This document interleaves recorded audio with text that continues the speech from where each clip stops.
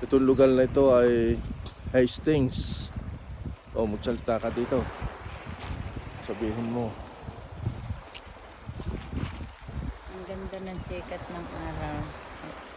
Araw ng umaga. Kaparinig, kunan mo kami.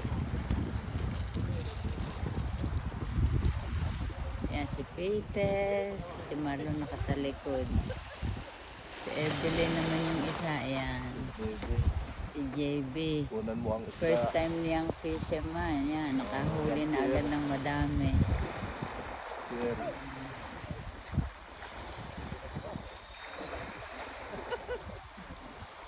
Yung pang ibang, andito pa yung ibang nagpipishing.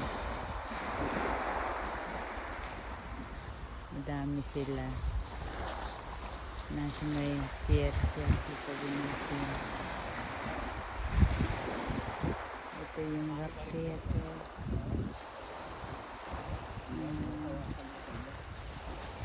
Hotel.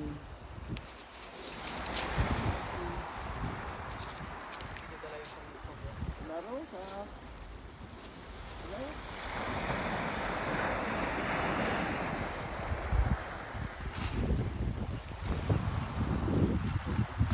Maganda ng sikat ng araw ng umaga.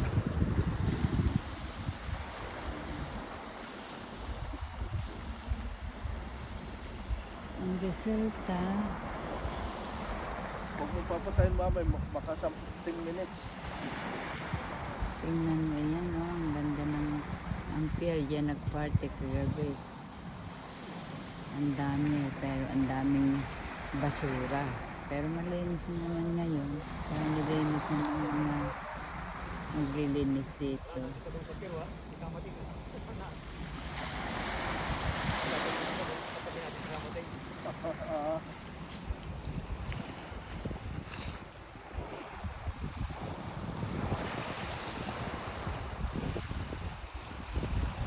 Wala na yata, Basta, no?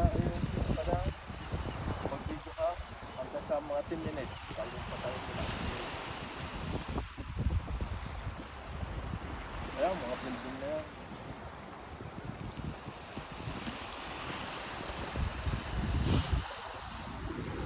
Fascinating talaga ang sikat ng araw sa umaga.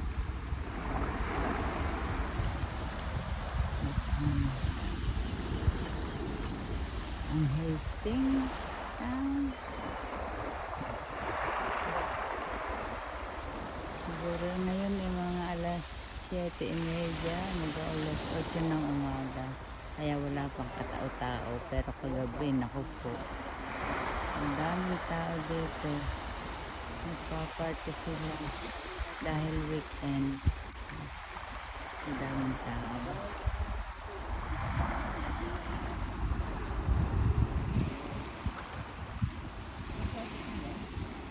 At the moment ay low tide.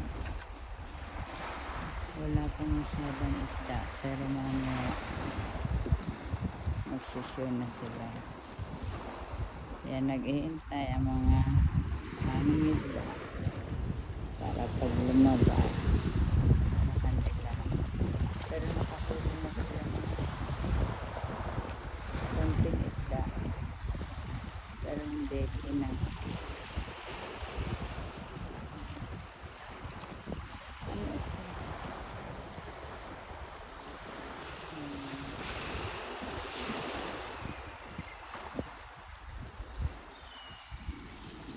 Ano ito?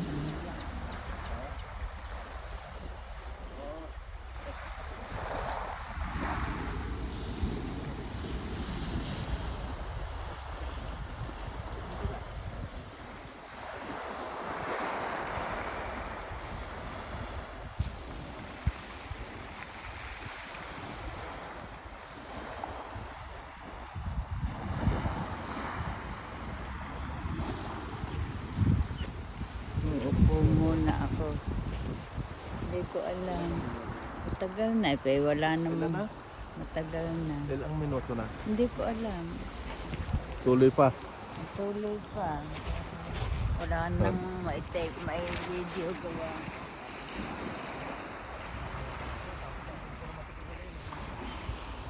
Yan ang mga barkada namin. Pakikita namin ang aming huling isda. Ayan, nasa basket na. Ayan. Mackerel yan. Ano pa? Ang ganda ng panahon ngayon.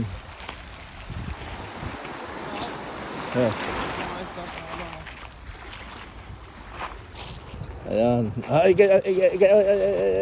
Tangnan no. Ayan. Pang-ihaw. Oo. Pang-ihaw.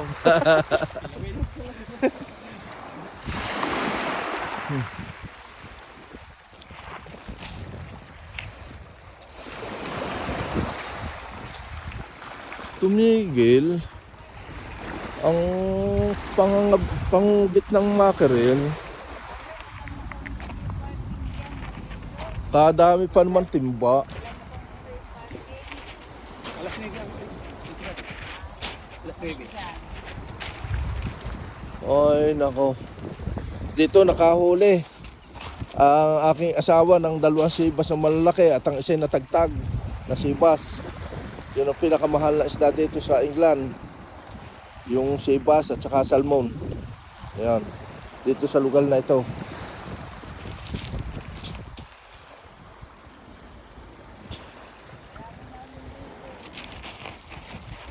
Sa mga paghahanap naman ng mutya ng kalikasan, dito ako napunta. Dito ako naghahanap sa tabing dagat na ito. Marami ditong kalikasan, mutya. Mananawa kayo, mamimili-mili kayo ng mutyang magaganda dito, ng mga bato. Yan.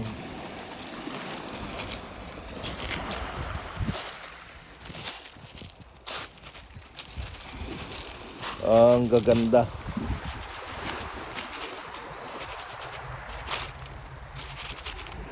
Pero hindi mo rin matukoy kung alin ang mutya dito sa karamihan ng bato. Hindi ka basta dadampot ng bato na sasabihin mo yun ay mutya ng kalikasan, ay hindi.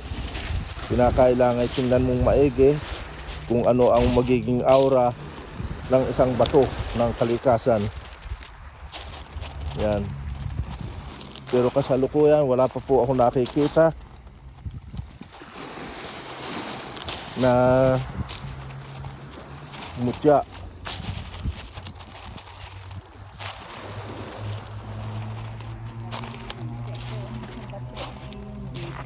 Oo, yan nga. Ay wala nga eh. Ibidyohan mo ako. Ibidyohan mo ako sa paghanap ng bato. Yan. Yan.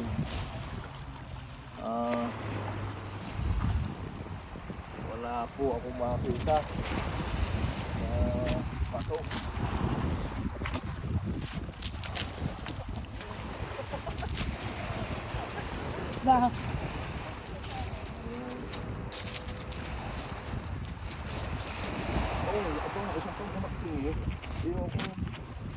One.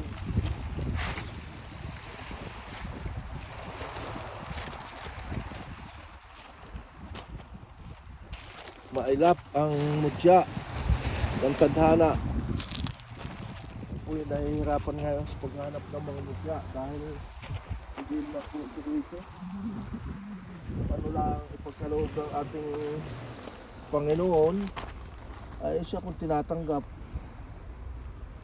Pero talagang napakahirap maghanap ng mutya, lalo na kung kayo ay basta dadating at hindi kayo magdadasal, ay hindi kayo mahirap sa pagkalooban. Ito malapit ang mag 10 minutes. Ano po ay magkaroon ng mutya ako makita.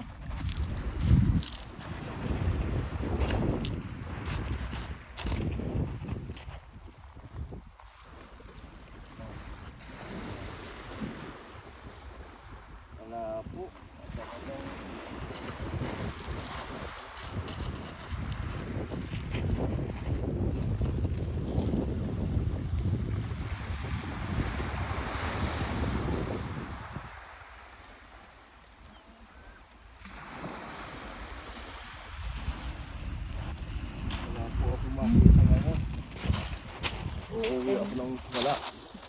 Ay siya. 10 minutes. Shout out po sa mga subscriber at mga nag-like at mga nag-share sa akin.